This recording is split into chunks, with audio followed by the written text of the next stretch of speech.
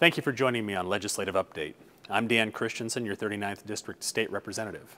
Just a few days after the 2009 session began last month, I delivered the Republican response to the Governor's State of the State address. Several people have asked me to recap some of the points made in that speech, which discussed our record budget deficit of nearly $7 billion. So I'm glad to do that in today's Legislative Update. First, how did we get in this mess?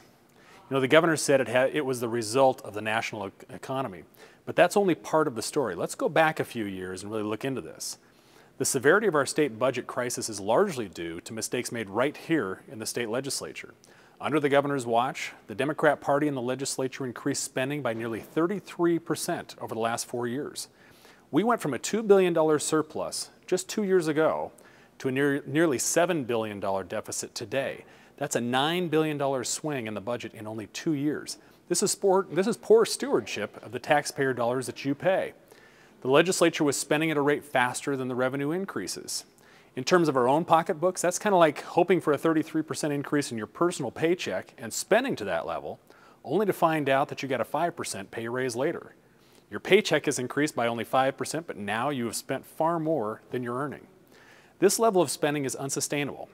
And legislators knew this when the budget was passed just 2 years ago.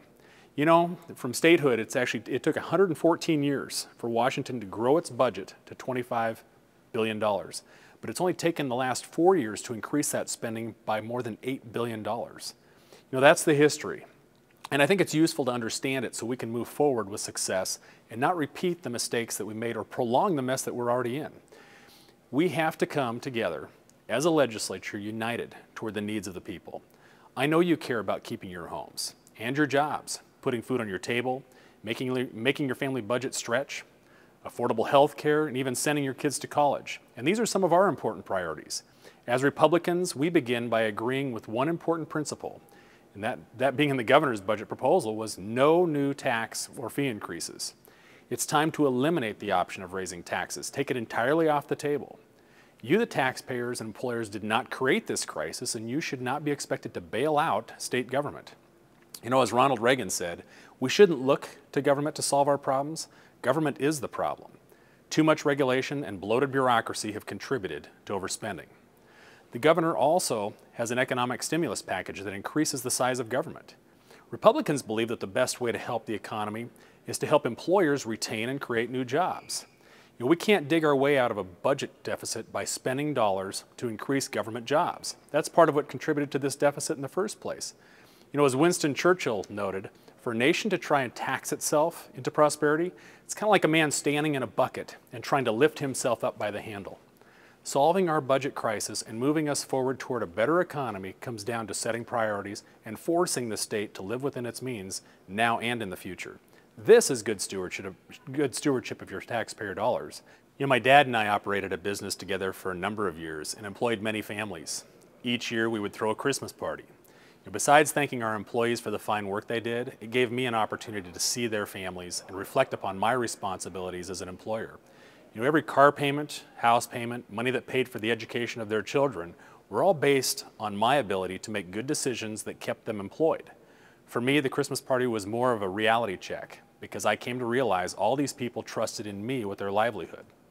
The toughest part for me was if I ever had to lay someone off or reduce wages because of an economic downturn or maybe because of poor business budgeting decisions. Making these decisions can be gut-wrenching. Government needs to think in the same way.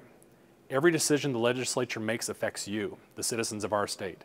Short-term fixes have long-term repercussions. It's time to cut non-essential services to reduce spending. Our commitment is to hold up the principles of free market solutions, not solutions that come from government bureaucracies, to preserve a free society, allowing our free enterprise system to correct itself, and to limit government to do only what the citizens cannot do for themselves. We must soberly face the consequences of bad decisions made by state government. Answers to our current economic situation should not involve bailouts, but to cut spending and allow the free market system that our nation was founded upon to work and flourish. As legislators, we must remember that all the policy decisions we make in Olympia are paid for with revenues generated from a sound economy.